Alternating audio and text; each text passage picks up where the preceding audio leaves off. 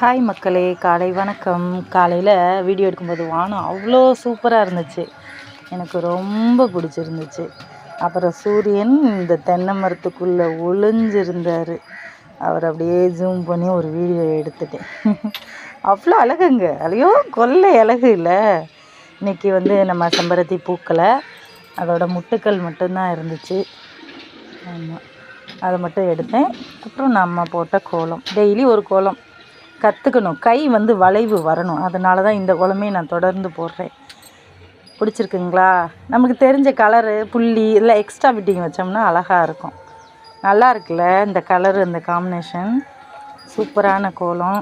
கற்றுக்கிட்டு போடுறதுல ஒரு சந்தோஷம். ஓகே மக்களே, எல்லாருமே இந்த மாதிரி கற்றுக்கிறணும். கற்றுக்கிட்டோம்னா தான் அடுத்து என்னென்னு நம்மளுக்கு தெரியும். டெய்லி எங்கள் வீட்டுக்கார் மணி பிளான்ட்டுக்கு தண்ணி ஊற்றிடுவார். நான் வீடியோ எடுப்பேன்னு அவருக்கு தெரியும், அதனால் தண்ணி ஊற்றி வச்சுருவார்.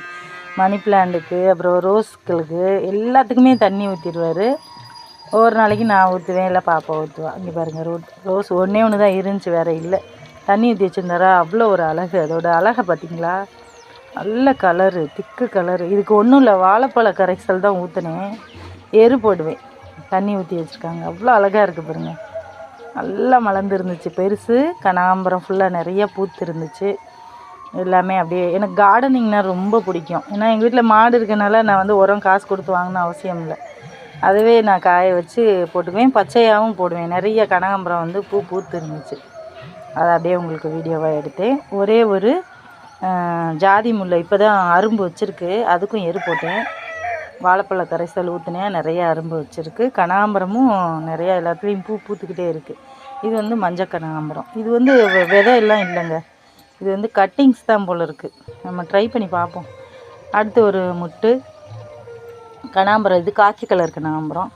அப்புறம் வாழைப்பழ கரைசல் ஊற்றுனேன்ல, அதில் சைடு பிரான்ச்சாக விட்டுருக்கு பாருங்கள். இதெல்லாம் நான் கட் பண்ணிட்டேன், பூத்துருந்துச்சு, கட் பண்ணிட்டேன். அப்புறம் மிளகா, வாழைப்பழ கரைசல் ஊற்றுனால இந்த வருங்க எவ்வளோ லென்த்தான மிளகான்னு பாருங்க. ஓகே, பாய்.